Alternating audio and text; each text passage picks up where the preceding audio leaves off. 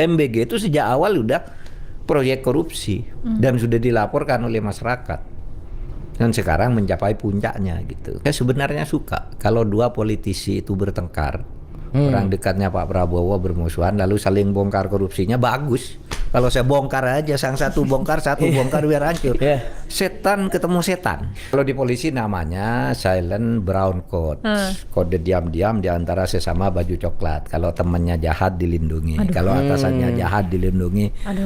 Lah itu ada di istilah itu muncul di Komisi Reformasi Polisi dan muncul dari masyarakat. Orang sudah jelas salah dilindungi oleh anak buahnya. Kalau orang salah gitu ya, sudah mau melakukan tindakan hukum terhadap pejabat setempat. Dan ini punya channel ke atas, ini polisinya dipindah loh ini. Jaksanya juga dipindah dari tempat itu, gak ada nangani kasus itu. Karena orang yang mau ditangani orang kuat, punya cantelan di atas. MBG itu sejak awal udah proyek korupsi dan sudah dilaporkan oleh masyarakat. Dan sekarang mencapai puncaknya gitu. Ya mudah-mudahan dilakukan lagi oleh Presiden dengan cara seperti menyikapi MBG itu. Saya berharap Presiden tidak ikut campur misalnya urusan Nadiem, urusan Yahya Stakuf, serahkan aja ke pengadilan, tapi pengadilannya harus benar adil gitu. Masyarakat harus mengawal, gitu.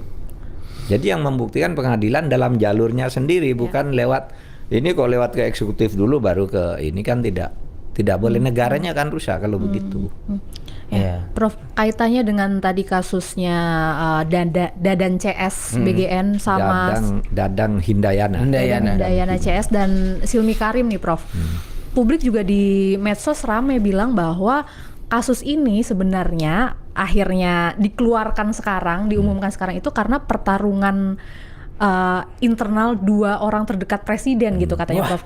Apalagi kasusnya Silmi Karim itu kan sebenarnya terjadinya udah lama Prof, ketika masih jabatannya Dirjen Imigrasi ya di 2023. Kalau memang ada politik-politikan, Prof sebagai orang yang pernah duduk di pemerintahan, praktik kayak gini tuh beneran ada nggak sih Prof? Ya mungkin saja ya. Kalau saya sih, kalau tahun 2002 tuh Silmi Karim tuh sudah Dirjen Imigrasi, saya Menko-nya. Tapi kita tidak pernah mencium itu. Sangat rapi mereka kerjanya ya. Dia 2022 kan jadi Dirjen Imigrasi, saya 2023 sudah enggak. Jadi masih bersama saya enggak mencium itu. Tapi bagus kalau sekarang udah tercium. Tapi soal itu tadi, saya termasuk orang yang mungkin tidak Anda suka atau masyarakat sebagian tidak suka. Saya sebenarnya suka kalau dua politisi itu bertengkar, orang dekatnya Pak Prabowo bermusuhan lalu saling bongkar korupsinya, bagus. Kalau saya bongkar aja, sang satu bongkar biar hancur. Setan ketemu setan. Nah, hancur. Berarti malah ya udah bertarung aja gitu. Iya, bertarung aja. Saya kan begitu. Kalau doa saya itu, kalau di NU itu kan ada istilah asgilid dolimin bidolimin, ya Tuhan, biarlah dua orang yang jahat tuh saling bertengkar agar saling membunuh. Nggak apa-apa si A melaporkan anak buahnya si B dan betul-betul korupsi. Si Silmi kan betul korupsi. Si ini melaporkan Dadan kan betul-betul korupsi, tangkap aja semua. Kalau perlu saling buka. Kalau saya ya, saya. Karena ada bersih-bersih ya. Tidak melanggar hukum, tidak melanggar proses peradilan. Ini justru masukkan ke peradilan. Gitu loh. Nah oleh sebab itu kalau Anda tanya apa betul Prof ada itu, enggak tahu saya, tapi kalau betul memang kenapa. Kalau saya jadi juga ada anak buah teman musuh, lapor aja kalau memang sana melanggar hukum. Kalau memang sama saya korupsi kan bagus, melaporkan korupsi lawan politiknya daripada bergabung lalu saling melindungi kan. Itu namanya silent code, kode diam-diam. Ada yang kayak gitu Prof? Ya kalau di polisi namanya silent brown code, kode diam-diam di antara sesama baju coklat. Kalau temannya jahat dilindungi, kalau atasannya jahat dilindungi. Lah itu ada di istilah itu muncul di Komisi Reformasi Polisi dan muncul dari masyarakat. Orang sudah jelas salah dilindungi oleh anak buahnya. Kalau orang salah gitu ya, sudah mau melakukan tindakan hukum terhadap pejabat setempat dan ini punya channel ke atas, ini polisinya dipindah loh ini. Jaksanya juga dipindah dari tempat itu, gak ada nangani kasus itu. Karena orang yang mau ditangani orang kuat, punya cantelan di atas. Itu yang namanya silent brown code. Silent brown coat. Jadi yang lagi ngurusi kasusnya geser. Ya, itu iya, banyak iya, lah. iya. Yang begitu tuh cerita banyak kasus-kasus begitu yang secara ilmiah bisa ditafsirkan begitu, secara hukum ya sulit kan, harus dibuktikan bahwa itu memang dipindah karena berani terhadap pejabat tertentu. Kan susah karena kan memang boleh dipindah. Tapi melihat runut kasus yang terjadi itu selalu terjadi. Artinya gini, Prof. Kita sebagai publik itu kadang harus mengawal satu kasus dan melihat mungkin aroma politiknya terlalu kental atau enggak tuh ya tadi balik lagi ke persoalan make sense atau enggak make sense. Iya. Ya, Prof ya. Akhirnya di situ ya publik tuh akan curiga atau enggak itu dilihat di situ ya, Prof ya. Iya, iya. Ukuran pastinya tuh di situ. Iya. Ya, siap. Nah, Prof.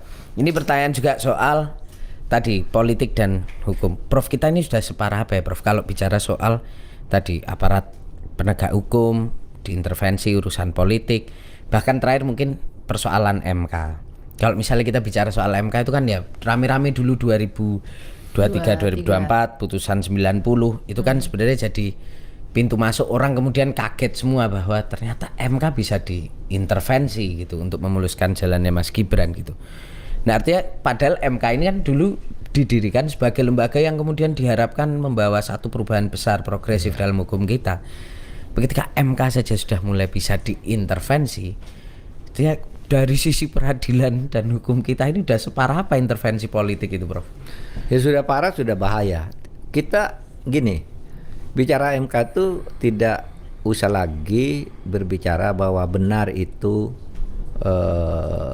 MK telah diintervensi secara kuat atau tidak, karena kalau bicara itu lagi, apalagi saya yang bicara Pak Mahfud itu kan calonnya pasti bicara gitu, tapi enggak. Kita bicara fakta saja bahwa sudah ada putusan MK bahwa memang kasus 90 itu kasus rekayasa.